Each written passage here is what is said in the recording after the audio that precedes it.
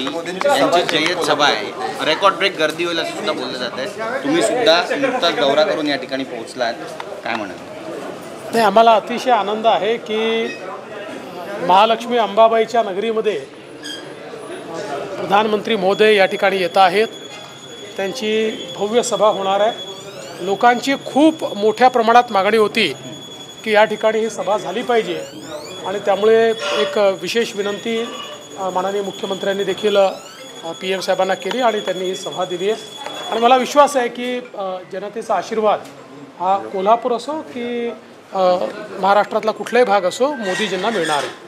शेतकऱ्यांचा आणि खरं तर कांद्याचा विषय आता या ठिकाणी उपस्थित केला तर याच निर्यातीवरून देखील विरोधक टीका करताना पाहायला मिळते। आता निर्यात जी उठवलेली आहे ती देखील कमी प्रमाणात आहे, ती पूर्ण निर्यात बंदी। एक जी विरोधक टीका करतायत ती म्हणजे निवडणुका डोळ्यासमोर ठेवून कांदा निर्यातीचा जो निर्णय तो घेतला असं आहे की निर्यात बंदी झाल्यानंतरही सातत्याने केंद्र सरकारने कांद्याची खरेदी केली आणि दरवेळेस निर्यातीची लिमिट ठरवून वारंवार निर्यातीची परवानगी देखील दिली आणि आता तर खूप मोठी परवानगी या ठिकाणी दिलेली आहे।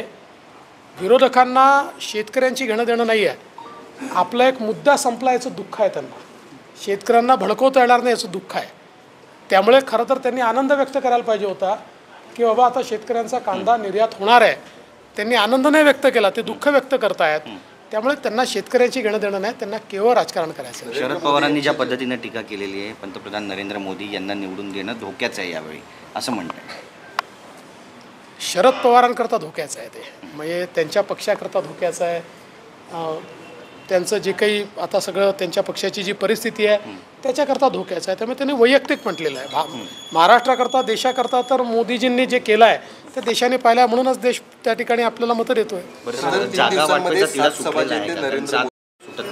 3 दिवसांमध्ये 7 नरेंद्र मोदींच्या सभा होत्या। एवढ्या मोठ्या प्रमाणात वेळ जो आहे तो महाराष्ट्रासाठी मोदींनी केला। मागच्याही वेळेस दिल्या होत्या, जिथे जिथे आता सभा होत आहेत तिथे तिथे मोदीजींनी मागच्याही वेळेस दिल्या होत्या। एखाद दुसरा व्हेन्यू बदललेला आहे, पण जेवढ्या सभा मागच्या वेळेस झाल्या किंवा 14ला झाल्या तेवढ्याच सभा याही वेळेस होत आहेत।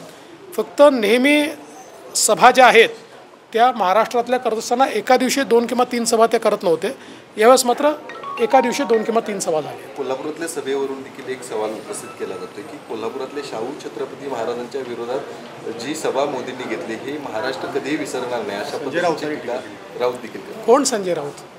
काय त्यांचं काय आहे? काय प्रतिक्रिया देण्याला एक व्यक्ती आहेत? काही बोलता तुम्ही? सर, जागा वाटपाचा तिढा आपला सगळा सुटलेला आहे आणि कधीपर्यंत जागा वाटपाचा तिढा सुटलेला आहे, लवकरच त्याची अनाउन्समेंट होणार आहे। खरं तर 2 टप्प्यांमध्ये 1 मिनिट